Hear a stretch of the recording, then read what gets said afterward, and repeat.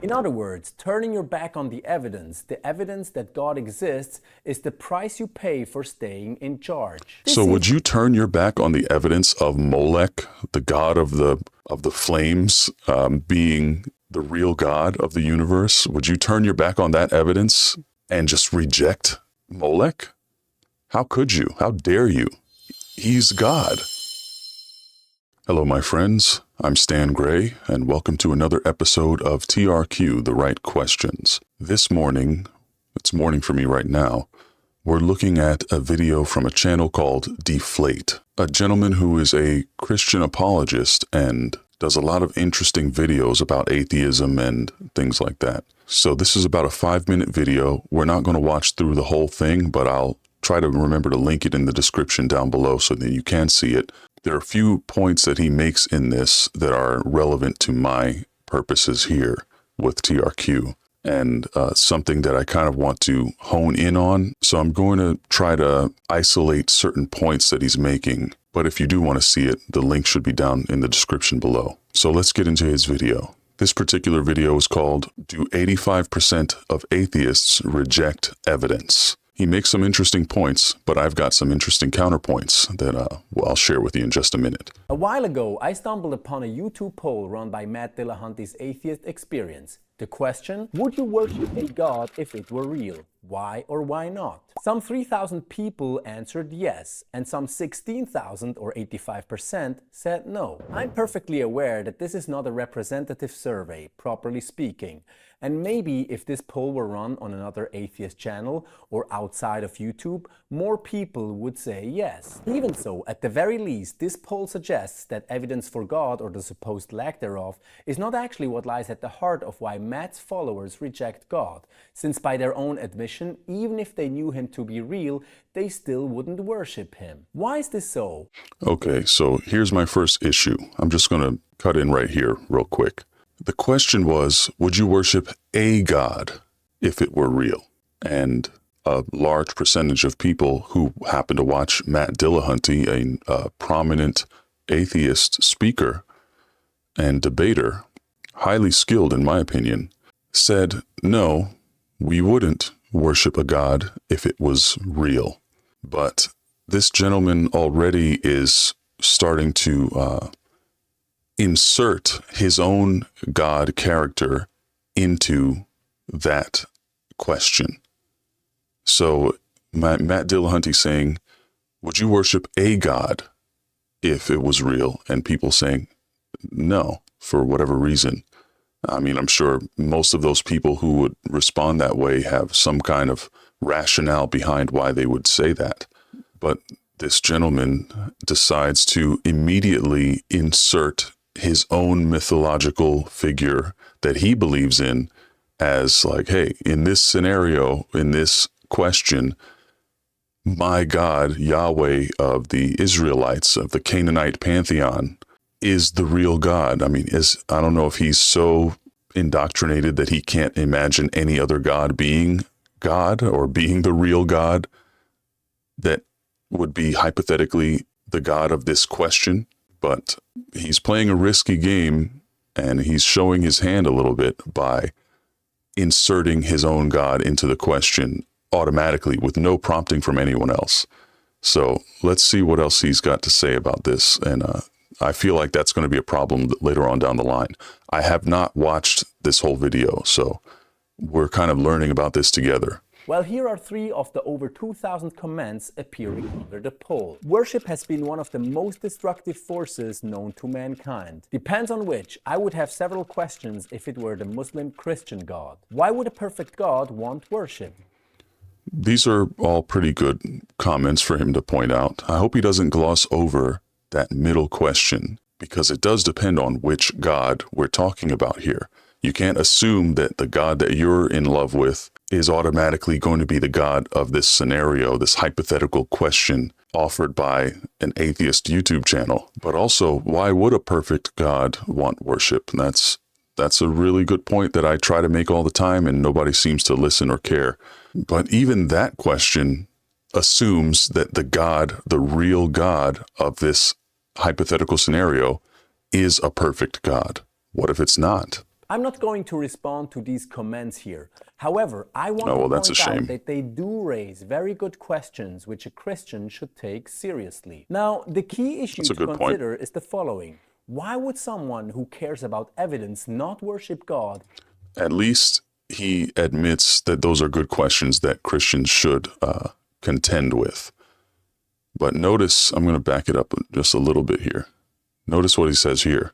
Why would someone who cares about evidence not worship God even if they knew him to be real? Okay, so there's another hint that this guy is inserting automatically his God into the scenario. And I'd be willing to bet money that that is not what Matt Dillahunty was trying to say in that poll. He said a God for a specific reason. If he said the Christian God, if the Christian God was real and there was evidence for the Christian God's existence, would you worship him? That's a totally different question. And Matt Dillahunty, knowing how Christians tend to react to everything that he says, would never in a million years phrase a question vaguely like this if he's intending to mean that the Christian God would be the God of this question that's evidenced specifically. It's really a strange leap for Deflate to make and shoehorn in his Christian God as the God of this poll question. So his whole premise is sort of suspect at this point.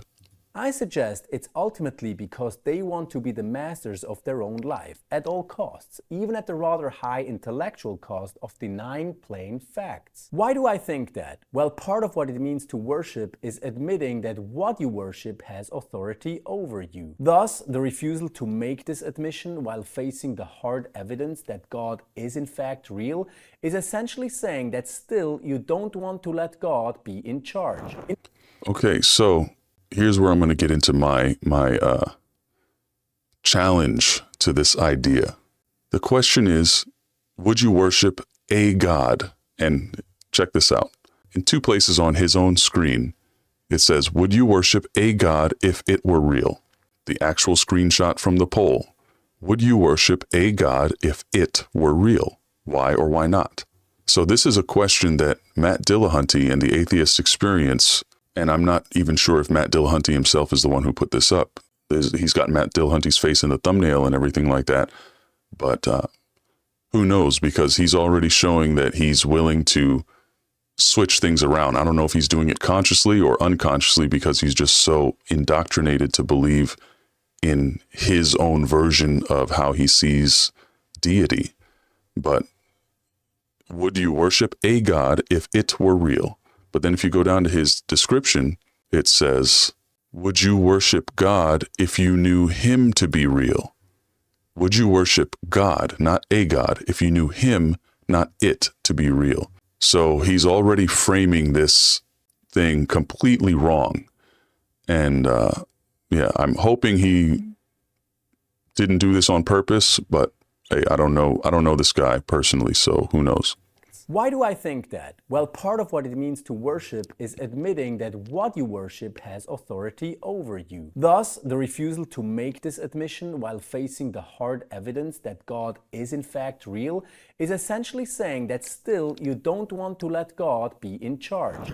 Okay, he says, yeah, these atheists don't want to worship God even if he was real because he would be in control and in authority over them. And atheists don't like that. They just want to be their own gods. They want to do what they want and feel like they're in control of their own destiny. Sure, but okay. The question is a God. If a God was real, what if that God was Molech, one of the most reviled entities in the Old Testament's rogues gallery of enemy rival gods from other tribes who are actually other gods in the Canaanite pantheon right along with Yahweh himself? What if a god being real means Molech is real and Molech wants you to sacrifice your children in the fire? I would like to ask Mr. Deflate, if Molech was real and there was evidence for Molech being real, would he worship Molech? Because that's really what the question entails. It's not about if Yahweh, the God of Israel, was real, would you worship him? It's any particular God. And what someone said earlier on in the video is, hey, it really depends which God we're talking about here. And that's the most important aspect of this entire discussion.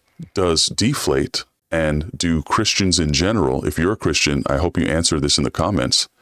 Do you believe that if an entity is a God level being or has powers of a God, that in itself entails that they should be worshiped and you should worship them and you would worship them regardless of their personality or their tendencies or their laws and decrees? Would you worship Dionysus, the god of wine, if you found out that he was real? Would you worship Zeus? Would you worship Odin? But I think the best example is, would you worship the evil gods from the Bible if they were real? If one of them showed up in front of you, I mean, obviously a Christian would just say, oh, you're actually Satan, you're not real. What if Satan was actually God? What if Satan showed up in front of you right now and proved that, hey, I killed the real God, and now I'm God. Now I'm God. Satan is now the God of the universe. Would you worship him then because he's a God? Would you reject and rebel against him? Would you become an anti-Satanist? You already kind of are if you're a Christian, but matter of fact, future Stan, go ahead and throw the verse up that says Satan is the God of this world. If he is a God, does that mean that you should worship him? People are worshiping him right now, and you seem to have a problem with that. If you don't like the idea that a God should just be worshiped on the merits of him being a God or it being a God, then this question should be a little bit more nuanced in your mind. Just because Satan is the God of this world doesn't mean he deserves to be worshiped, even according to your standards and your mentality. So I think simplifying this question and breaking it down and dumbing it down to, oh, they must obviously be talking about my God, the God of Christianity. That's kind of a very reductive way of looking at this question. It was not meant that way. And if it was meant that way, I would be shocked. So let's see what else he's got to say. Maybe he'll redeem himself later here. In other words, turning your back on the evidence that God exists, is the price you pay for staying in charge. So would you turn your back on the evidence of Molech, the god of the flames, being the real God of the universe? Would you turn your back on that evidence and just reject Molech? How could you? How dare you? He's God. He is the God of everything. I mean, he usurped the throne of Yahweh, and now he's God. He shows you Yahweh's head on a pike up there in heaven, makes a big deal out of it. And whatever evidence you would need to believe that Molech is God, that's what you see. The whole world sees it. Are you worshiping Molech now? I'm just asking, because you kind of seem to have like this idea that any God who exists should be worshipped. But what you're really saying is the only God who can exist is the God that I already believe in. It's silly to limit this question, especially if the question is coming from an atheist network. Obviously, that's not what they were saying. But let's continue. Seems to be what Thomas Nagel, an eminent atheist philosopher, echoes with refreshing honesty. It isn't just that I don't believe in God and naturally hope that I'm right in my belief. It's that I hope there is no God. I don't want there to be a God. I don't want the universe to be like that. That's his opinion, and that's totally fine. Like who cares what one guy thinks about whether he prefers there to be a God or not, or how he wishes that the universe would be. Of course, my conclusion about why 85% of Matt's followers answered no might be wrong, so let me know your thoughts in the comments. More importantly, I'm definitely going to let you know about that. A lot of I'm glad you asked. and agnostics I know, not the least from among you friendly folks who watch and comment on my videos, would be more than happy, I believe, to worship God once they became convinced of his existence. If a Christian was honestly looking at that question, would you worship a God if it was real? If they're looking at that and not assuming that God of the Bible is who they're talking about, I would like to think that a lot of Christians would say, wait a minute, what God are we talking about here? Because it's not a given that my God is going to be the God that turns out to be real in this hypothetical situation. But I feel like he's just too far gone on that, and he's not going to even consider the possibility that anyone asking about, would you worship a God, is talking about any other hypothetical God other than his God, which is kind of sad when you think about it. Christ's All name, right. essentially Okay. saying no I'm to worshiping God. I'm kind even of though giving he up is on real. his Let me know your his thoughts on this one in the comments. Sure, I believe ability it's to see worthwhile to past his ponder why own some his own atheists, like belief. the 85% of Matt's poll, would continue to reject God even if they became convinced Yeah, of his he's deep. existence. He's However, in there for a deep. Christian like myself, Okay, so there was basically nothing left in that video. No hope for any nuance or deeper analysis of the question. I mean, I don't know if he really intended to take the question in such bad faith, but he certainly twisted the entire meaning of that question and left out a very important and interesting discussion. At the end of the day, that question is really about what makes a God worthy of worship. That's the real question. That's the right question, as I like to say. And that's why I make these videos. We're looking for the right questions. When asked, would you worship a God if it were real? The right question is, who are we talking about here? Are we talking about an evil God? Because that is a thing that could possibly exist. Are we talking about the God of ancient Chinese mythology, one of those gods? Are we talking about a god from the Hindu pantheon? Are we talking about Thor? That's very important. You can't just assume that the God that you already have this loving bromance with is going to be the God that is automatically real. Like this is a hypothetical question. It could be anything. But some people are just so far down the rabbit hole.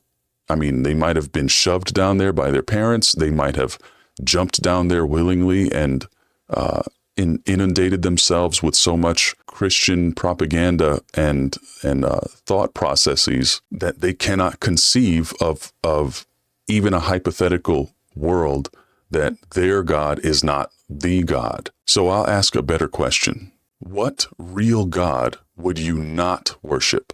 If a God was real, what would make you not worship that God? That's my question for you. If a God was real, what would make you not worship that God? I hope I get a few responses down in the comments because I'm really curious. And I also somehow hope that this individual Deflate sees this video, and best believe I'm going to make a comment down below his video, kind of talking about my opinion about this. And I would love for him to respond to that, but who knows? He's got a pretty big channel compared to mine. So we'll see what happens. I'll update you later on. Oh, but hang on a second. I just decided to check the comment section, and it looks like some people have beat me to the punch here. This individual says, as others have noted, it seems that this creator made an entire video on a misunderstanding of the question. Would you worship Cthulhu if his existence could be proven beyond a doubt? Cthulhu being a nightmarish, godlike being bent on destruction, suffering, and chaos. So again, whether you accept something or someone to exist and whether that something is worthy of worship are two completely separate things. I'm going to go ahead and comment my own thing real quick. I'll be right back. Okay, here's my comment I wrote here. You can pause the video and look at it if you want. But anyway, that's about all I have to say about this particular video. It's really interesting when Christians use their platforms to twist things in such ways. Anyway, that's about all I wanted to say about this particular video. I hope you enjoyed the video. I hope it challenged your mind a little bit, made you think about something in a new light or look at things a little bit differently. If it did, I'd appreciate a little like, maybe a subscribe if you enjoy this type of content, and I hope to see you around again. I'm Stan Gray, this has been TRQ, and remember, my friend, if you want to know the truth, you've got to ask the right questions. I'll see you next time.